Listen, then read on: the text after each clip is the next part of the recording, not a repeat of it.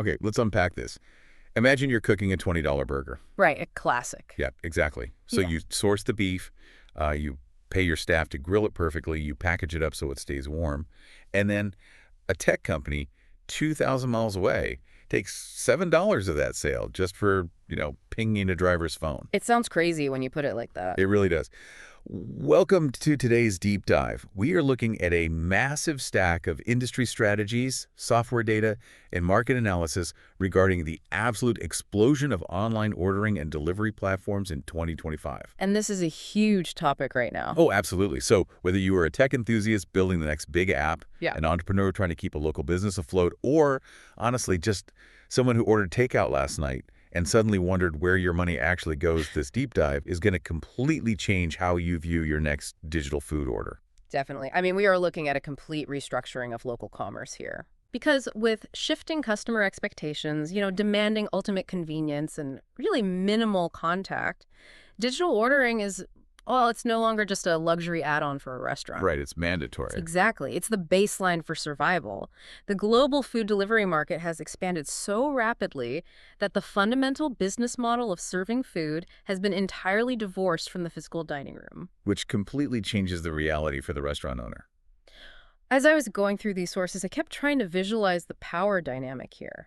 I mean, is joining a major delivery app basically like a restaurant renting a highly visible billboard?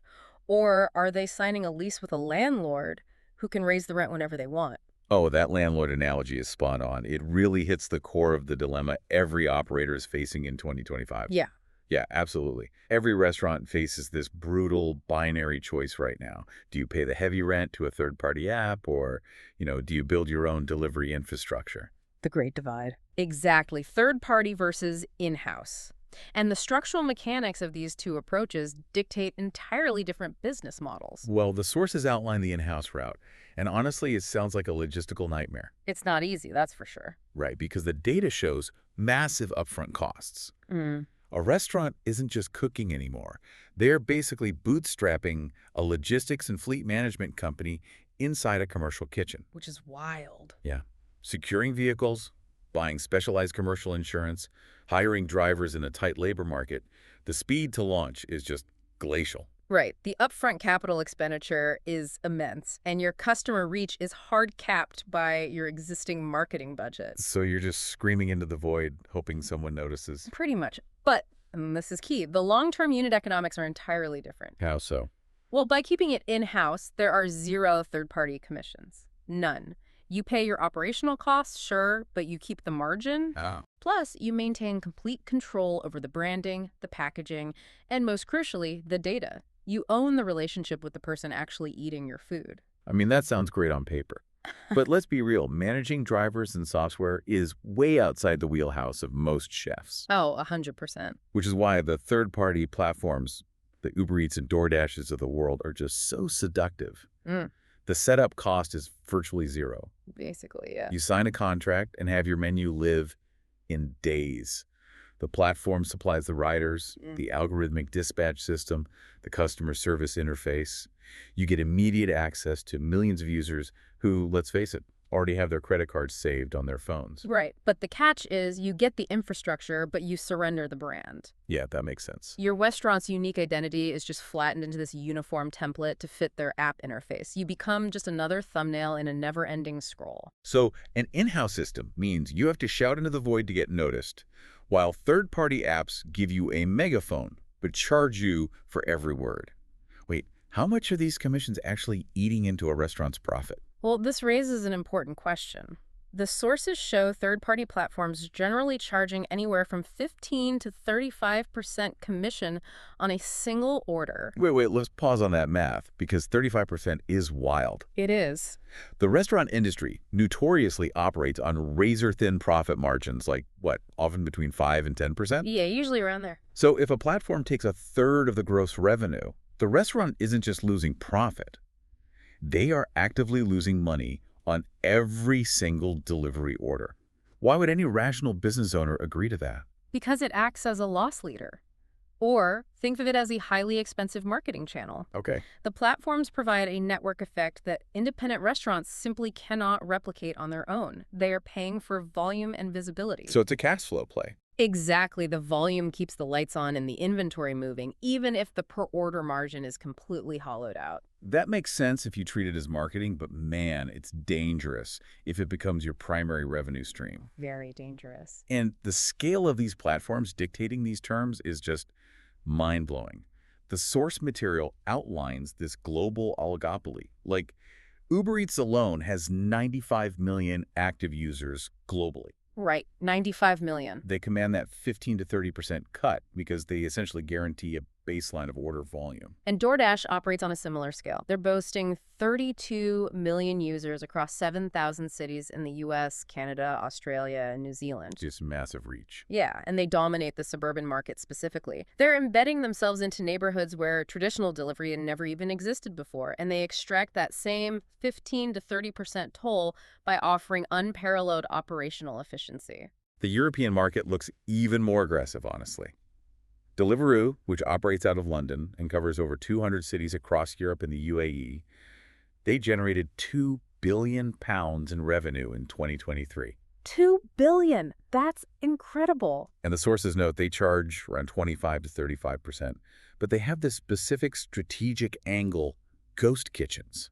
Oh, ghost kitchens are a fascinating mechanism for justifying those high fees. Yeah, how does that work exactly? Well, by partnering with kitchens that have zero front-of-house staff, no dining room, and no public-facing real estate, I mean, the restaurant's overhead just plummets. Because they don't need waiters or expensive storefronts on Main Street. Exactly. Deliveroo knows this, so they absorb the delivery logistics and extract a higher commission, essentially replacing the restaurant's real estate costs with digital platform costs. Wow.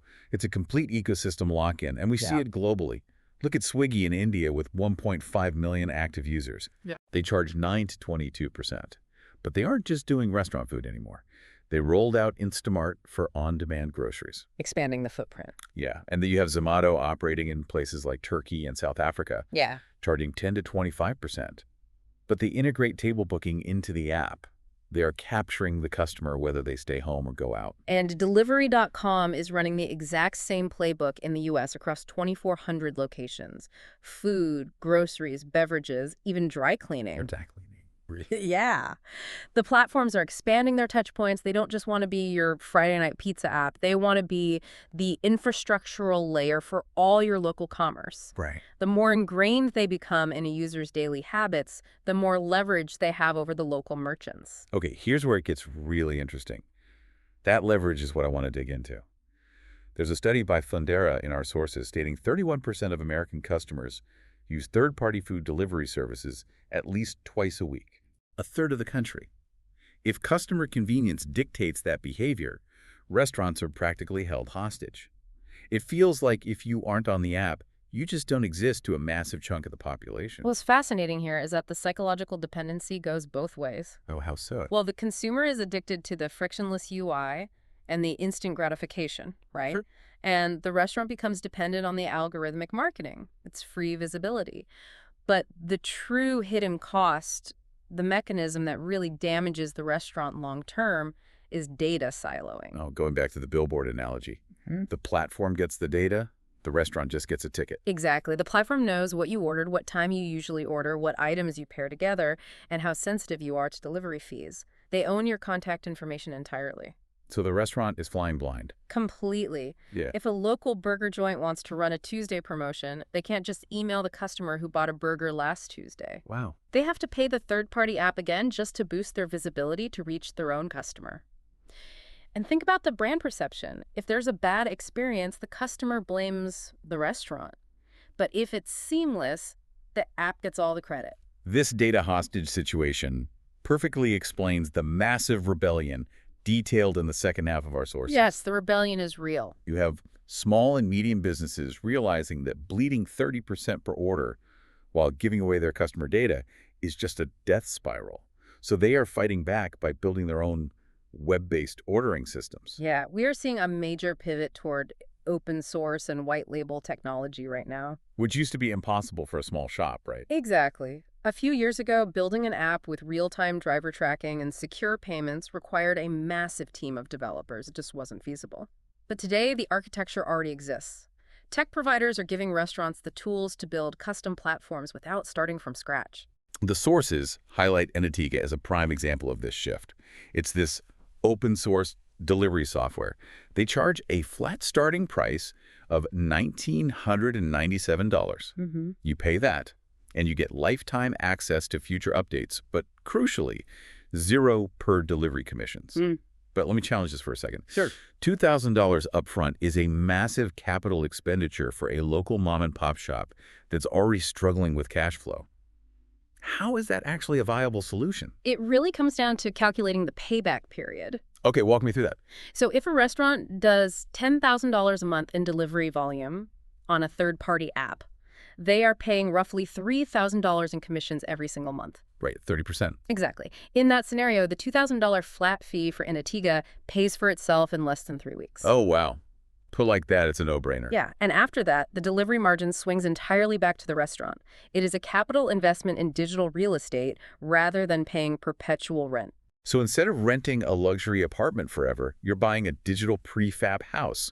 You pay upfront, pick your tech stack, like choosing the color of your walls, and boom, you own your digital real estate. I love that analogy, yes. And it's not just standalone software, right? It's integrating into what they already use.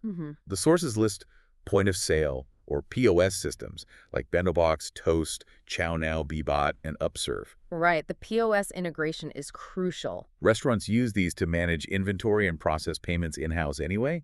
Depending on the complexity, running these custom setups can cost anywhere from $20 a month to $500 a month. And even at the $500 a month tier, you are typically getting advanced analytics, heat maps of delivery zones, automated loyalty programs. Really robust stuff. Exactly. You are buying the ability to own the customer data and directly market to them.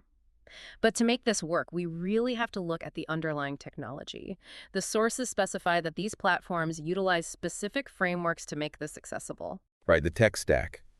The sources mention developers use React or Vue.js for the user interface, and back-end languages like Node.js or Python to process the logic.